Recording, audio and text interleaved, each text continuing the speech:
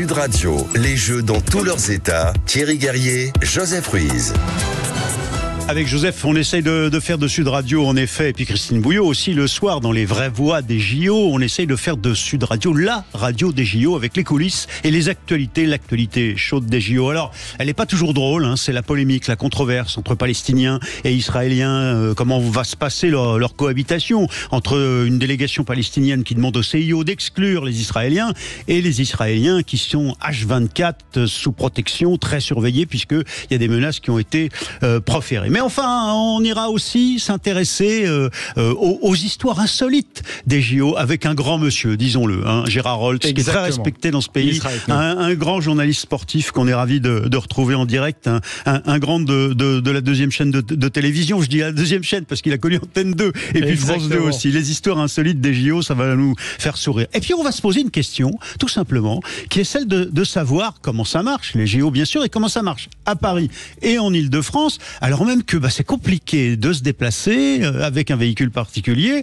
Comment peut-on encore trouver des places de stationnement souterraines, notamment à Paris et en Île-de-France? Nous recevons ce matin Sébastien Fraisse. Bonjour. Bonjour. Vous êtes le PDG du groupe français Indigo, c'est le leader mondial des parkings, premier opérateur de parking souterrain dans la capitale. Alors, les JO de Paris, on se dit que des souterrains avec des véhicules, la préfecture de police a dû flipper.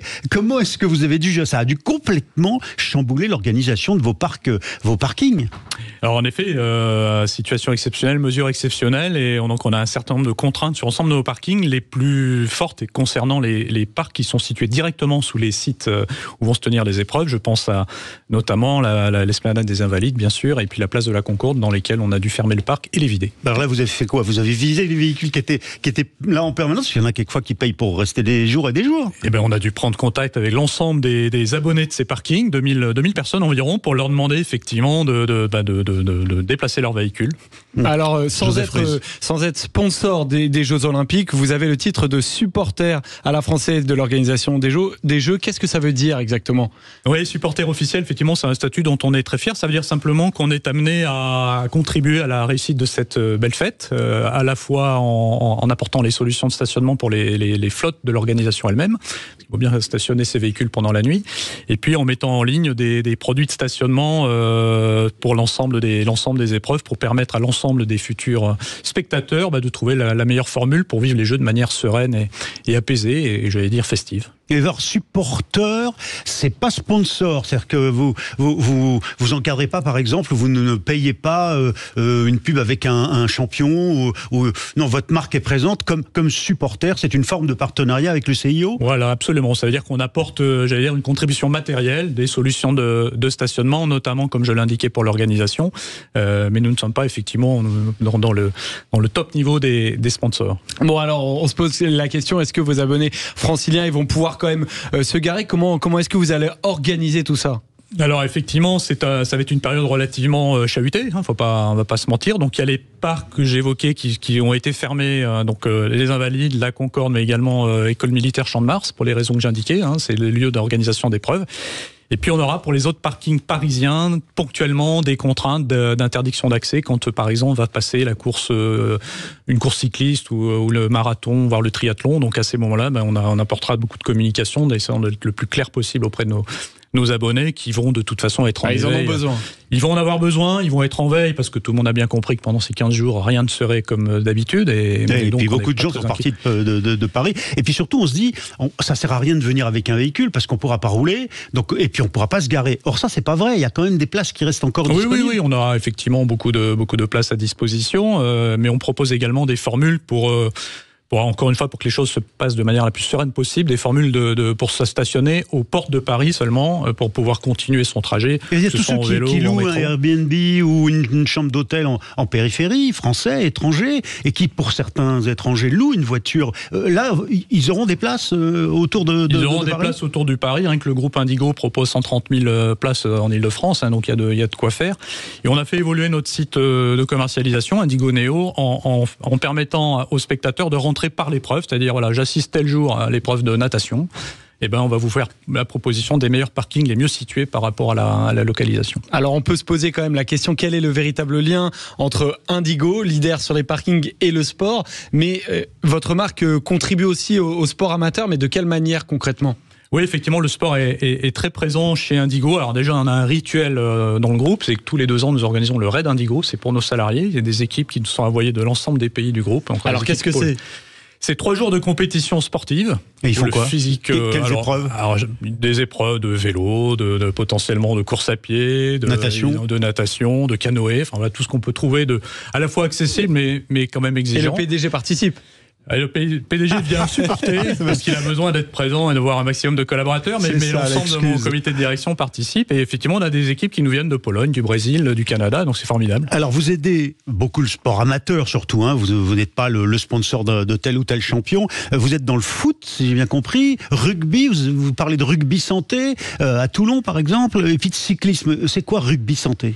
Le rugby santé, c'est une chose une très belle initiative que nous soutenons à travers la Fondation Indigo, qui permet de placer le sport comme un élément un élément thérapeutique important pour des gens malades qui ont atteint de pathologies, qui subissent des soins très très lourds. Le sport apparaît comme étant un élément thérapeutique extrêmement important et positif, et donc le rugby santé fait partie de ces initiatives. Et vous avez aussi des collaborations sur le football féminin, expliquez-nous. Absolument, on a toujours à travers notre fondation Indigo, les projets sont apportés par nos collaborateurs, et on a une collaboratrice de Nice, elle-même ancienne footballeuse, qui a souhaité que l'on l'accompagne dans la constitution d'une équipe, d'une section de football féminin senior à Nice, et donc on a souhaité l'accompagner.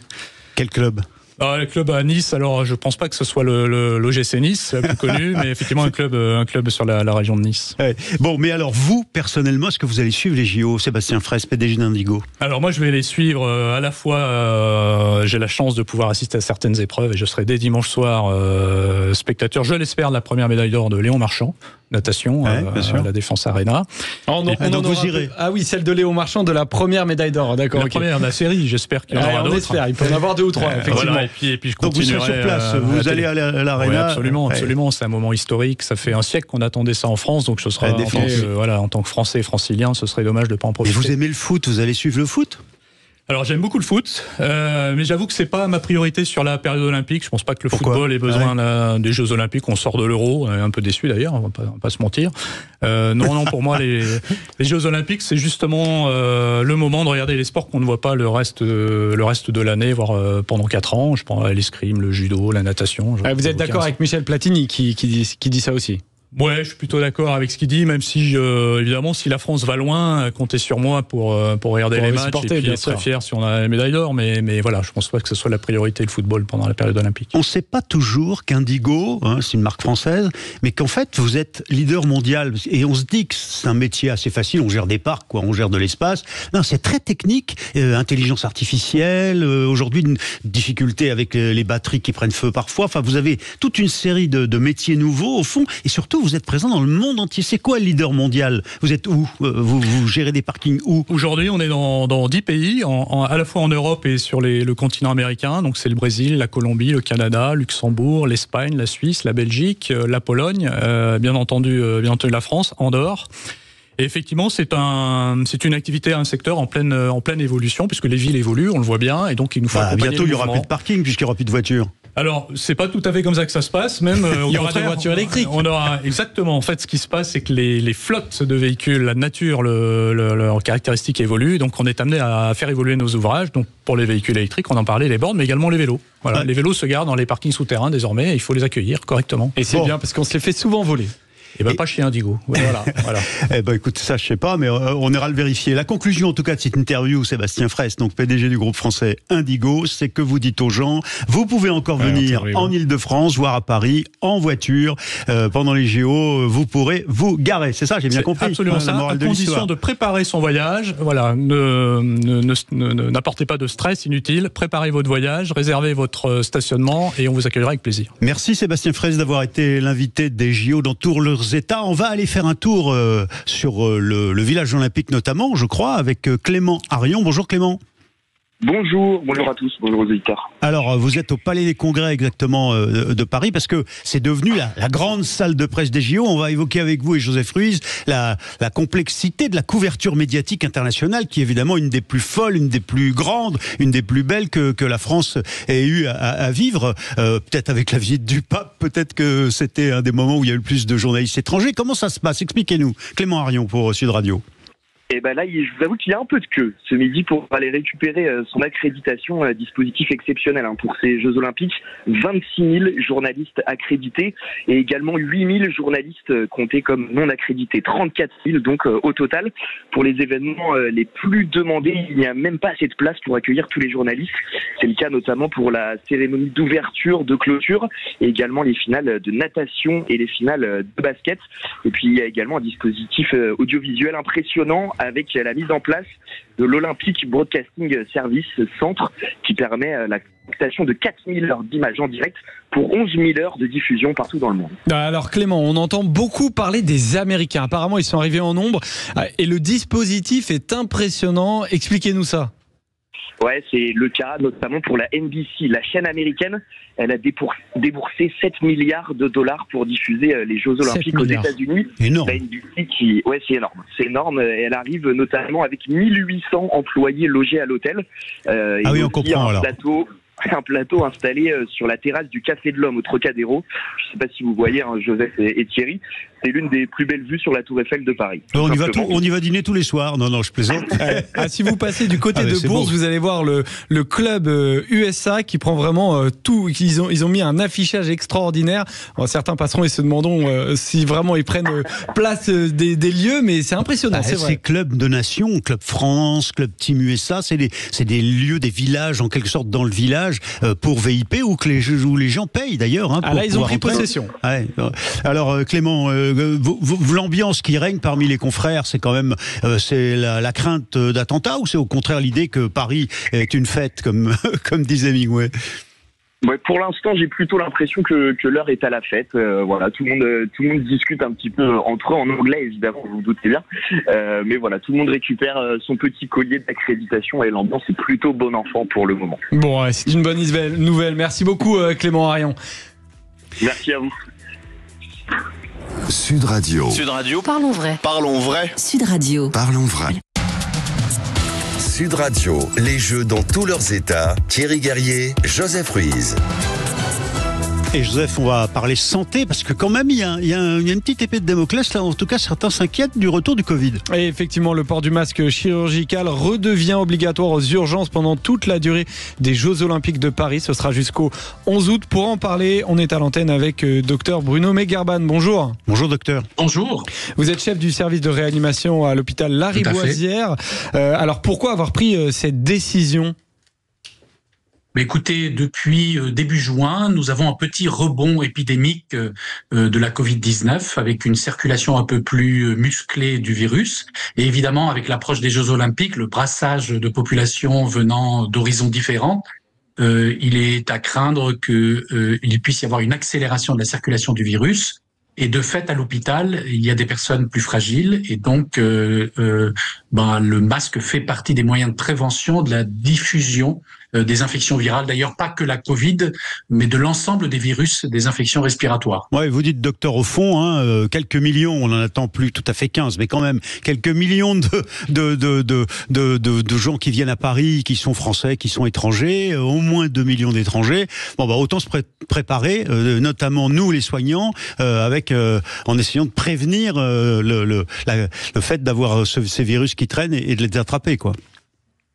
En fait, il faut savoir que le masque n'avait pas du tout disparu de l'hôpital, puisqu'il était toujours présent, mais uniquement dans les services accueillant des patients à risque de forme grave ou en cas de cluster actif dans ce service.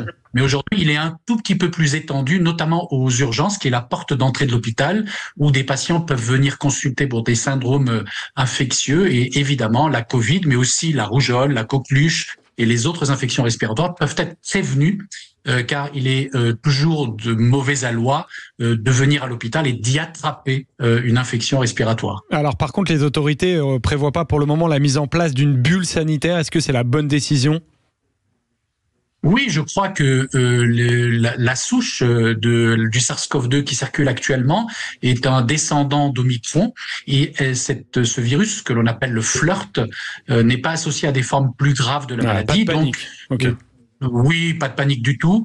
On va dire, on est dans les mêmes conditions depuis la circulation d'Omicron. Néanmoins, les personnes les plus fragiles, les personnes immunodéprimées, les personnes avec des comorbidités lourdes, les personnes très âgées, elles doivent se protéger, surtout si elles vont dans un lieu où il y a, on va dire, un endroit confiné, un brassage de population. Et à ce moment-là, le masque est le meilleur moyen de prévention. Merci Dr Megarban d'avoir apporté cet éclairage sur Sud Radio. On va changer de sujet, Joseph, et on va revenir aux collectivités territoriales. Vous nous disiez hier, on était à Châteauroux, qu'évidemment les Jeux, c'est pas que à Paris, il y a Marseille, il y a Châteauroux, il y a Tahiti, on le sait. Mais là, les collectivités sont parfois assez mécontentes parce que certaines d'entre elles voient leurs crédits qui sont gelés. Enfin, expliquez-nous cette situation. Exactement, les collectivités locales qui sont finalement dans l'incompréhension. Le gouvernement sortant a gelé une partie des crédits des collectivités permettant de financer des équipements sportifs. Et en période de Jeux Olympiques, ça pose un peu question. On est avec Vincent Saulnier. Bonjour. Bonjour. Vous êtes secrétaire général de l'ANDES, l'Association nationale des élus en charge du sport, et maire délégué de Château-Gontier, c'est en Mayenne. On imagine effectivement votre colère. Est-ce que vous pouvez réexpliquer de manière concrète pourquoi est-ce que vous êtes en colère ?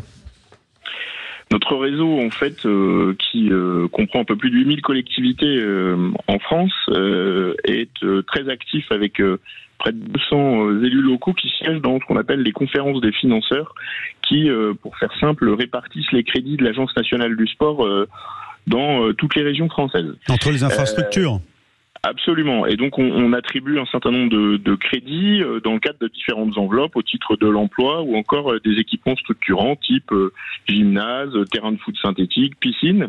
Du concret. Absolument. Et donc, on a eu la mauvaise surprise à la fin de juin, ou en tout cas au plus tôt début de ce mois de juillet, de constater qu'en fait, il y avait un certain nombre de crédits qui devaient être on va dire mobilisés pour financer ces mêmes équipements ou encore de l'emploi sportif et en particulier dans les quartiers prioritaires de la ville. Eh bien, nous nous sommes aperçus qu'on avait près de 50% des crédits dédiés par exemple aux équipements structurants locaux qui avaient été gelés. Concrètement, ça veut dire par exemple en Pays de la Loire, on avait initialement 10 projets d'équipements qui étaient prévus sur les piscines, rénovation de gymnases, etc. Et ils sont à l'arrêt ? Eh ben, ils sont pas à l'arrêt, ils passent de 10 à 5 en termes de financement. Donc, on parle de millions d'euros, c'est ça? Oui, absolument. On était à 2 200 000 euros et on tombe à 1 million d'euros. Mais Vincent Saulnier, ça veut dire que les chantiers sont arrêtés concrètement? Qu'est-ce qui se passe? Alors les chantiers ne sont pas arrêtés parce que souvent en fait les collectivités attendent d'avoir un financement assuré et stabilisé pour pouvoir les engager. En revanche, c'est pour ça que nous on est intervenus en disant principe d'alerte, attention, si on veut s'assurer que l'héritage des Jeux, encore une fois, nous on est ambassadeurs et on croit au grand succès des Jeux et ça va passer cet héritage par la nécessité de pouvoir accueillir de nouveaux licenciés dans des équipements et par conséquent ça nécessite d'avoir ces crédits pour financer ces mêmes équipements. Et après les JO, il va forcément y avoir plus de Français qui vont vouloir faire du sport. Et en fait, on a l'impression que le gouvernement vous lâche peut-être au pire moment. Vous lui dites quoi au gouvernement? Vous demandez quoi finalement, Vincent Saulnier, en conclusion? Nous aujourd'hui, on connaît la détermination de la ministre lorsqu'en 2024, à la loi de finances, elle est allée chercher 300 millions d'euros pour 2024-2026 en faveur des équipements sportifs. Notre difficulté et notre crainte aujourd'hui, c'est qu'on veut des garanties quant au dégel qui sera assuré à l'issue de la sortie des Jeux en septembre prochain pour qu'on puisse justement accompagner les collectivités qui permettront ainsi d'avoir des équipements de qualité rénovés pour accueillir 10 à 15% de licenciés en plus partout en France. Merci Vincent Saulnier, maire délégué de Château-Gontier en Mayenne et secrétaire général de cette association nationale des élus en charge du sport qui essaye de faire monter en puissance les infrastructures sportives en France et qui n'étaient pas contents de voir leur financement gelé. Merci d'avoir été avec nous en direct. Dans quelques instants, le journal de Quentin Gérard, les infos, l'actualité des JO sur Sud Radio. Sud Radio. Parlons vrai. Parlons vrai. Sud Radio. Parlons vrai. Sud Radio. Sud Radio, les Jeux dans tous leurs états. Thierry Guerrier, Joseph Ruiz. Et oui, l'actualité des JO, c'est sur Sud Radio avec les JO dans tous leurs états et à 12h30 avec Quentin Gérard. Bonjour Quentin. Bonjour Thierry, bonjour à tous. L'actualité des JO, c'est d'abord l'entrée en lice aujourd'hui de l'équipe de rugby à 7 avec Antoine Dupont aux JO, ça c'est demain. Et puis les footballeurs masculins au stade Vélodrome, vous allez nous expliquer, ça c'est à Marseille. Et puis les délégations israéliennes et palestiniennes, je vous le disais tout à l'heure, qui sont au centre des attentions. Mais tout de même, il y a un petit scoop ce matin. Là, c'est à l'instant une voix charmante qu'on va entendre immédiatement avant de commencer. Quentin, revenir à ces 3 infos. On parle d'elle pour chanter la cérémonie d'ouverture. Non, c'est pas, je parle pas de Nakamura, mais de Céline Dion qui est arrivée, écoutez bien, ce matin à Paris.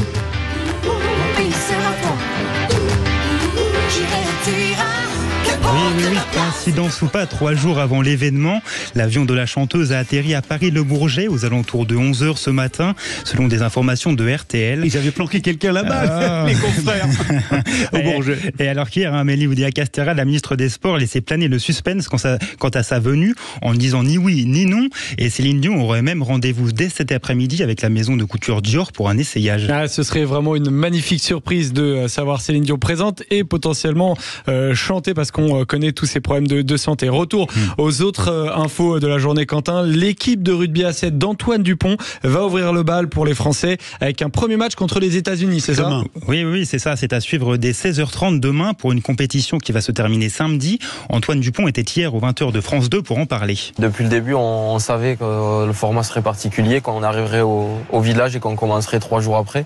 Donc on ne s'est pas trop concentré sur ça, mais c'est vrai que quand on échange avec les autres disciplines, ils sont étonnés qu'on commence si tôt et qu'on finisse si tôt. Vous vous rendez compte que vous avez du coup une sacrée responsabilité, c'est montrer un petit peu l'exemple, il faut allumer la mèche. Ouais, on espère qu'on donnera une bonne dynamique pour toutes les équipes de France qui suivront, c'est évidemment l'objectif de toute l'équipe. En 4 jours, ça va se jouer. Ce sera fini samedi soir. Très très rapide, avec 2 matchs dès demain, à 16h30 le premier, le second qui sera à 21h contre l'Uruguay. Et l'équipe de France à 7, justement, ne va pas participer à la cérémonie d'ouverture vendredi. Une décision qui a été prise par le groupe, mais quand même vécue comme une petite frustration pour Antoine Dupont. On était déçus de ne pas pouvoir y participer, mais au vu de l'enjeu, il n'y a pas eu de débat. Bien sûr qu'on était d'accord sur le fait de ne pas y aller. On la regardera à la télé. Et on espère que samedi, ça nous consolera le résultat. Et l'entraîneur Jérôme Darrey a défendu cette position. On ne va pas s'accorder cette pression en étant à la cérémonie. J'ose espérer, dit-il, que ce jour-là, on sera en phase finale et que ce sera donc une journée d'optimisation. Et on attend aussi les footballeurs demain. Oui, avec une rencontre à Marseille contre les États-Unis à 21h. Le sélectionneur Thierry Henry a pris la parole hier. Bien sûr, hâte de commencer, de se retrouver au Vélodrome, surtout de bien commencer. Mais encore une fois, ça va pas être facile quand vous regardez les équipes qui gagnent en général les Jeux Olympiques, même si on est à la maison. La dernière fois qu'une équipe européenne a pu gagner les Jeux Olympiques, c'est en 92 à Barcelone. Donc on va essayer de changer ça. Alors ça c'est Thierry Henry. Vous verrez ce soir avec Christine Bouillot, entre 17h et 19h avec les vraies voix des JO, qu'il y a une polémique qui a été lancée par Michel Platini. Est-ce que le foot a sa place aux JO ? Enfin, j'en dis pas plus, ce sera ce soir chez Christine Bouillot. Quentin. Oui, et puis Thierry Henry a été plutôt lucide sur sa prise de parole, alors que les Américains sont une des équipes les plus coriaces de la poule. Les Bleus joueront ensuite contre la Guinée samedi à Nice, puis contre la Nouvelle-Zélande mardi au Stade de France. L'objectif sera quand même de faire mieux qu'en 2021 à Tokyo, où la France était sortie dès la phase de poule. Et les délégations israéliennes et palestiniennes, dans un contexte tendu, sont arrivées et seront scrutées pendant ces Jeux. Oui, les athlètes israéliens sont eux arrivés à Paris hier soir et Stéphane Séjourné, le ministre des Affaires étrangères, les a salués. Nous assurerons la sécurité de la délégation israélienne et nous assurons également le fait que cette délégation est la bienvenue en France pour les Jeux Olympiques. Oui, Stéphane Séjourné, le ministre des Affaires étrangères, qui, évidemment, répondait indirectement aux propos de Thomas Porte, le député ministre démissionnaire, d'ailleurs. La France Insoumise, qui disait il y a quelques jours qu'il était hostile à la présence des Israéliens. Et Stéphane Séjourné a ensuite rappelé que toutes les délégations étaient aussi les bienvenues. Les Palestiniens vont eux se présenter avec 8 athlètes pendant ces Jeux, dont Wassim Aboussal, un boxeur qui habite en Cisjordanie. Je me réveille avec la seule idée d'arriver au JO. Au début, j'ai participé à 3 tours de qualification qui n'ont pas marché. Mais après avoir reçu l'invitation, c'est comme si j'avais retrouvé la vie. Le sportif de 28 ans a reçu une invitation du Comité international olympique au nom de l'universalité pour que tous les pays soient représentés. Et son premier combat est fixé à dimanche. Merci Quentin Gérard pour ces infos, ce journal dans les JO dans tous les États. On vous retrouve demain, pareil, à midi et demi. À demain. Merci à vous. Gérard Roldt, bonjour. Mais bonjour, vous m'entendez bien? Ah ouais, on vous Nickel, entend on vous bien, entend très bien. Et on vous voit même, vous voyez, puisque grâce à la visio, vous êtes en direct sur Sud Radio, même si c'est pas de la télé. Gérard, d'abord c'est un grand honneur, un grand plaisir comme confrère de vous recevoir ici sur Sud Radio et pour évoquer avec vous ces histoires insolites, Joseph. Et oui, on va en parler, mais déjà on sait que vous êtes un amoureux du sport et des Jeux Olympiques. Est-ce que vous pensez que l'esprit olympique peut amener un peu de bonheur dans le cœur des Français en cette période un peu trouble? Est-ce que vous y croyez? Il faut se référer à l'Antiquité. C'est vrai que les fameux Jeux de l'Antiquité qui ont duré 12 siècles, 776 avant Jésus-Christ, 394 après Jésus-Christ, au moins là, on faisait la paix entre les cités. On posait les armes et on transformait les batailles, les rivalités entre Sparte et Athènes avec le sport, avec le lancer de javelot, le lancer de disque ou la course à pied. On peut rêver. On doit rêver aujourd'hui, qu'il y ait des trêves, comme l'a dit le président Macron, qu'il y ait des trêves un peu partout et que ça se calme et qu'on ne pense qu'au sport, qu'à la fête mondiale que représentent ces Jeux. C'est une vraie grande fête, hein. On espère que ça va se passer comme ça. Alors, Gérard Roldt, on rappelle, vous êtes co-auteur avec votre fils Julien d'un livre qui est sorti, Histoire des Jeux. C'est 400 histoires qui ont fait la légende des Jeux Olympiques aux éditions Grund. Dans ce livre, vous évoquez notamment des histoires absolument incroyables mais vraies. Il y a notamment celle de Dick Williams, un rescapé du Titanic, c'est ça? Oui. Moi je suis très très très sensible d'abord aux histoires en général et en plus aux histoires de résilience. Quand il arrive un choc psychologique ou physique à quelqu'un qui tape au fond de la piscine et qui remonte et qui devient champion olympique. Sacrée piscine l'océan Atlantique. Pardon, sacrée piscine l'océan Atlantique là, pour le Titanic.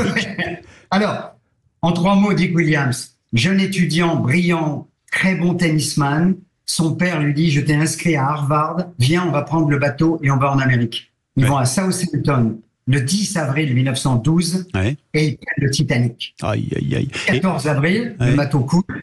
Avec son père, ils plongent dans l'eau tous les deux.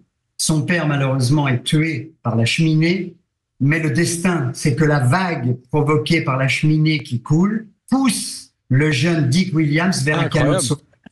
Il s'accroche pendant toute la nuit au canot de sauvetage à l'envers, les jambes dans l'eau, jusqu'au petit matin où le Carpathia, là, le fameux bateau qui a sauvé 700 personnes, il le récupère, il le met sur le bateau, et là, il y a un médecin qui lui dit, bon, je vous coupe les jambes, hein. Vous êtes glacé complètement, ça circule plus. Il dit, non, s'il vous plaît, donnez-moi des couvertures, donnez-moi de l'eau chaude, donnez-moi des antibiotiques si ça existait à l'époque, donnez-moi des médicaments, sauvez-moi les jambes. Le médecin dit non, il dit si, s'il vous plaît. Il l'emmène aux États-Unis, il va pouvoir remarcher, il va retaper dans une balle de tennis, il va reprendre le bateau dans l'autre sens et en 1924, il devient champion olympique en double mixte à Paris. C'est incroyable. C'est une magnifique histoire.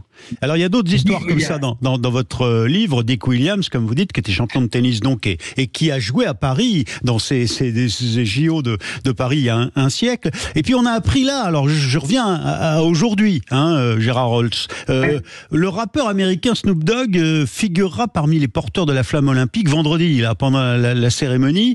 C'est à la fois un peu, on peut se demander si c'est pas bizarre et puis en même temps, parce que c'est pas un sportif lui au départ, et puis en même temps c'est plutôt la flamme qui nous intéresse. C'est son histoire à elle qui est rocambolesque et vous l'évoquez dans le bouquin. Alors qu'on entend la musique de Snoop Dogg en même temps. C'est Snoop Dogg. C'est une drôle d'histoire, la flamme. Parce que bon, il y a eu, même dans l'Antiquité, on y revient toujours, il y avait une vasque, mais c'était plutôt pour faire cuire les aliments, et puis c'était aussi le symbole de l'énergie. Mais les premiers Jeux Olympiques, en Grèce en 1896, même à Paris, il n'y avait pas encore de flamme. En fait, Pierre de Coubertin écrit aux responsables des Jeux de Amsterdam, 1928, en leur disant dans la lettre, « S'il vous plaît, je vous demande d'entretenir la flamme de l'olympisme rénové. » Et ça n'a pas été bien traduit. Quand ils ont reçu la lettre, ils ont dit quoi? Entretenir, ça veut dire quoi? Ça veut dire créer une flamme, créer une vasque. Allez, on est avant. On ne peut pas aller contre l'esprit de Coubertin. Et donc, on a créé la flamme seulement en 1928.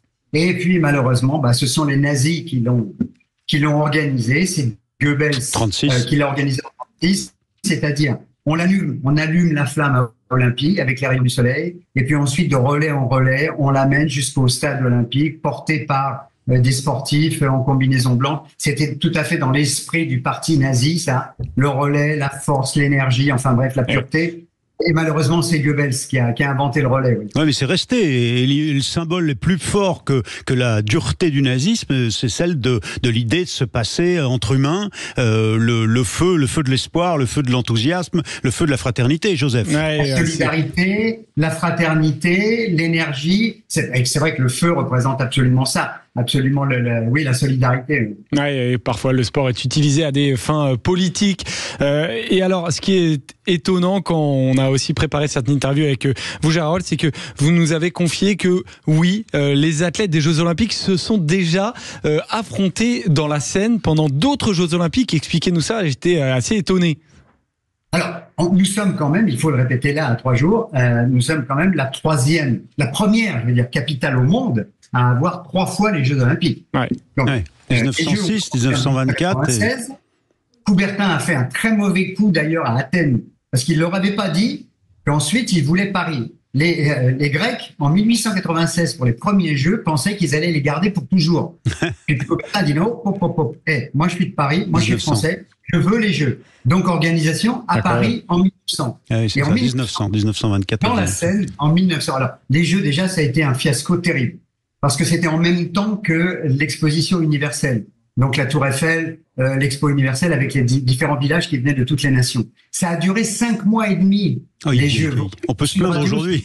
5 mois et demi sur les Jeux. Ouais. Bon, 5 mois et demi, et tout mélangé. Il y a eu la pêche à la ligne, il y a eu le tir à la corde, il y a eu montée de corde, il y a eu...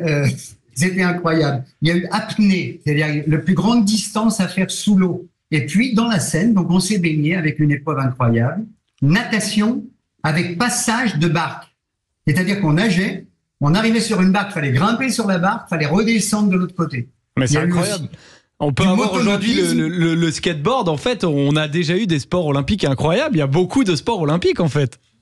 Le croquet en 1900. Il y a eu un spectateur à une des compétitions, un Anglais qui s'était perdu, le croquet. Et puis alors le pire, en 1900, le pire de tout, c'est là, à chaque fois que j'en parle, ça fait hérisser les poils, c'est le tir au pigeon vivant.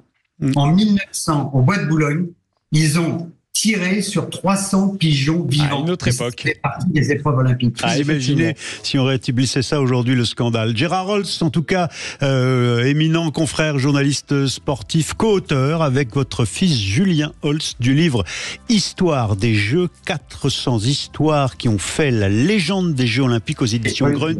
Merci infiniment d'être venu nous présenter ces différentes histoires et d'avoir un peu égayé ces temps qui, pour l'instant, même si on a un grand espoir que ce soit beau avec le rugby très vite dès demain soir et bien sûr vendredi avec la cérémonie d'ouverture, on va parler dans un instant sécurité et le conflit israélo-palestinien qui s'est invité dans ces Jeux Olympiques malheureusement. À tout de suite. Merci Gérard. Sud Radio. Sud Radio. Parlons vrai. Parlons vrai. Sud Radio. Parlons vrai. Dans tous leurs états, Thierry Guerrier, Joseph Ruiz.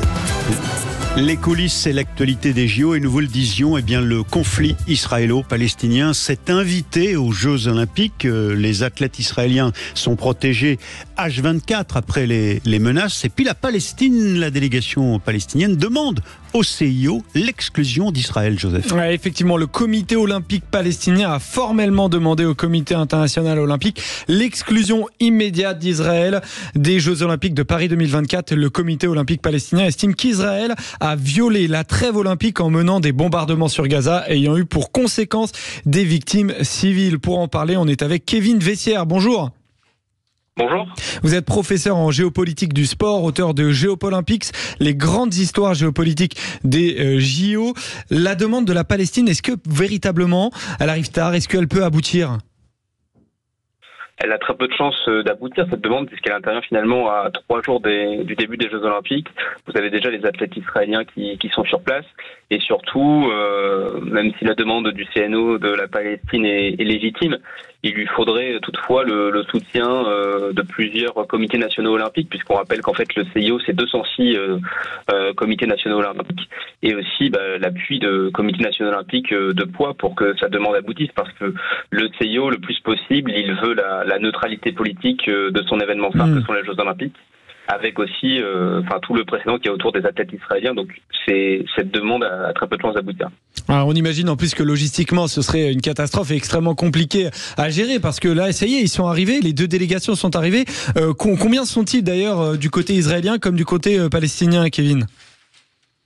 Alors côté israélien, vous avez 88 athlètes qui sont présents, et qui, comme vous l'avez rappelé, bénéficient d'un dispositif de sécurité de 24 heures sur 24 de la part des autorités françaises et aussi des forces israéliennes. Et côté palestinien, vous avez 8 athlètes qui sont seulement présents, parce que les bombardements israéliens vis-à-vis de la bande de Gaza ont notamment pas mal fragilisé tout l'écosystème olympique palestinien. Donc vous avez que 8 athlètes qui sont présents, dont un seul qui s'est qualifié pour les minima olympiques. Et après, le CIO avait mis en place des conditions pour permettre à d'autres athlètes palestiniens de pouvoir participer. Donc c'est pour ça qu'ils sont 8, même si c'est effectivement un nombre relativement réduit comparé aux autres éditions où ils étaient un peu plus par le passé.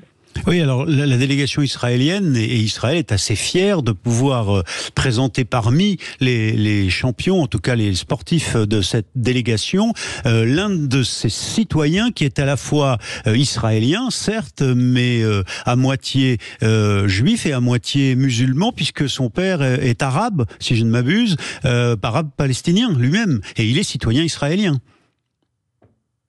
Oui, après, je pense qu'il y a la volonté d'Israël, même si un comité national olympique est décorrélé de toute autorité gouvernementale, puisque c'est deux institutions distinctes, même si parfois il peut y avoir des liens. Mais après, l'idée, ça va plutôt effectivement de mettre sur un second plan la guerre qu'il y a entre Israël et le Hamas, et de plutôt promouvoir un message de paix, notamment vis-à-vis des athlètes, notamment avec des valeurs entre guillemets positives du sport, et avec ce genre de profil ou aussi d'image.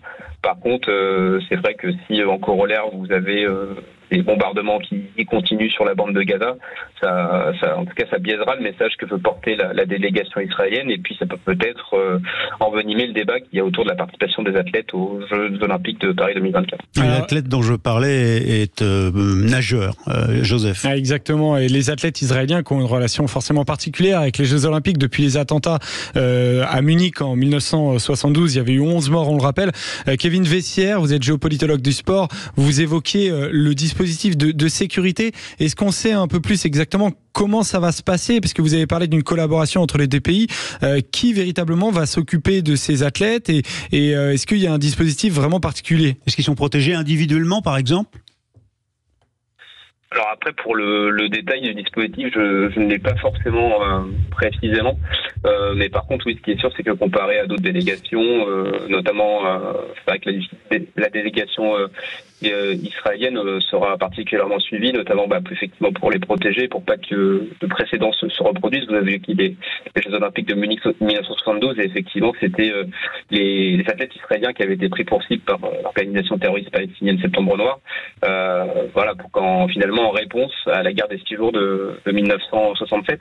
Donc on voit qu'en fait finalement les athlètes israéliens, ça peut être des cibles parce qu'ils sont vus comme des ambassadeurs, comme finalement des porte-drapeaux d'Israël, et donc en relève aussi des actions de leur gouvernement, et c'est pour ça qu'ils seront des cibles, parce qu'ils seront particulièrement visibles. On rappelle que les Jeux Olympiques, ça va être un événement qui a dû entre 4 et 5 milliards de téléspectateurs, donc c'est aussi un message, c'est aussi un événement qui est en tout cas scruté par différentes organisations pour en tout cas faire passer des messages politiques, soit par les violences, soit par des gestes politiques. Mais Kevin Vessière, est-ce que symboliquement les Palestiniens, surtout parce qu'on a bien vu que c'était compliqué pour eux pour s'entraîner, vous venez de nous le rappeler, mais est-ce que les Israéliens et les Palestiniens sont là, j'allais dire pour l'honneur, ou est-ce qu'il y a des chances de médailles chez eux, et dans quelle discipline? Alors pour la délégation palestinienne, comme je vous l'ai rappelé, il n'y a qu'un seul athlète qui se qualifiait au niveau des minima olympiques. Les 7 autres ont été invités par le CIO, et donc ils sont que 8. Et la Palestine qui sont participés depuis les Jeux Olympiques 1996. D'ailleurs, c'est une situation assez intéressante puisqu'en fait la Palestine est présente au sein du CIO en tant que Comité national olympique au même titre que d'autres États, mais elle n'est pas État membre, notamment de l'ONU. Donc on voit que pour la Palestine c'est quand même un enjeu d'importance, mais ils n'auront pas de chance de médaille, ils n'ont pas obtenu pour les Jeux Olympiques. Après, pour la délégation israélienne, donc une délégation beaucoup plus importante, 88, ils ont notamment obtenu 13 médailles dans tout dans les Jeux Olympiques. Il y aura des chances, notamment dans les épreuves, on va dire, d'art martial force, comme le judo, et peut-être qu'ils vont aussi avoir des médailles aussi en gymnastique, comme ils avaient pu en obtenir, notamment aux Jeux Olympiques de Tokyo en 2021. Par contre, ce sera à voir, mais je pense pas que ce sera le cas. Peut-être, mais je n'ai pas vu de cas où en tout cas il y aurait d'affrontements entre un athlète palestinien et israélien, puisque là ça aurait pu donner lieu ensuite à des commentaires ou à des actions de part et d'autre. Ouais, on en avait parlé avec vous la semaine dernière, Kevin Veissière aussi, du dossier entre les Russes et les Ukrainiens. Là, cette fois-ci, il y a le dossier israélo-palestinien. Le CIO doit faire face. Est-ce que il traite de la question entre les Russes et les Ukrainiens de la même manière que de la question entre les Israéliens et les Palestiniens? Le CIO, jusqu'à présent, c'est vrai qu'il avait pris une décision vis-à-vis des athlètes russes depuis le début de la guerre Russie-Ukraine en 2022. Il essaie de revenir à une position plus neutre avec des conditions pour permettre aux athlètes russes de participer aux Jeux Paris 2024, mais sous bannière neutre, notamment pour essayer de dépolitiser le débat et pour, en tout cas aussi, à la fois revenir à une position un peu plus neutre politiquement. Par contre, pour le cas d'Israël-Palestine, le CIO s'était toujours, en tout cas, défendu de prendre position parce que pour lui, les deux comités nationaux olympiques, il n'y avait pas de demande d'exclusion ou en tout cas, ils arrivaient à coexister. Or là, comme vous l'avez rappelé, c'est le comité national olympique de la Palestine qui a appelé de manière officielle à exclure la délégation israélienne. Donc là, ils pourront plus se défendre avec ce volet-là. Donc ce sera intéressant de voir la réaction effectivement du comité international olympique, qui peut, je pense, rappeler peut-être à une trêve olympique, même si cette trêve olympique est illusoire parce qu'il n'y a pas que des conflits qui se passent en Israël-Palestine, il y en a partout dans le monde, et que cette trêve olympique n'est jamais mise en place durant les Jeux Olympiques. Donc en tout cas là, le CIO va devoir reprendre une position, avoir une déclaration en tout cas politique, mais essayer de manœuvrer, d'avoir un jeu d'équilibriste pour ne pas créer de précédent et pour ne pas en tout cas porter atteinte, que ce soit à la délégation israélienne ou à la délégation palestinienne. Compte tenu de l'actualité des JO, vous avez remarqué, Kevin Veissière, que vous allez devenir un abonné des JO dans tous leurs états de notre émission. Merci infiniment à vous. Vous êtes professeur en géopolitique du sport, auteur de Géopolitics, les grandes histoires géopolitiques des JO. Merci à vous, Kevin Veissière, d'avoir apporté votre éclairage. Alors, merci Joseph pour ces JO dans tous les états. On se retrouve demain à midi avec Amélie Béguin aussi qui nous a aidé à préparer cette émission. Je vais remercier Jamel Abdelak et Thibaut Sedler aussi qui ont réalisé l'émission depuis 10h. Donc on se retrouve demain à 10h. N'oubliez pas, votre autre rendez-vous JO sur Sud Radio tous les jours, c'est avec Christine Bouillot de 17h à 19h. Les vraies voix des JO. Elle est entourée du collectif des champions et championnes français. Et puis ce soir, elle reviendra sur Snoop Dogg. On l'a évoqué tout à l'heure, le porteur de la flamme, rappeur, avec une tradition qui est d'habitude réservée aux sportifs. Elle débattra de ce sujet. Et puis la polémique.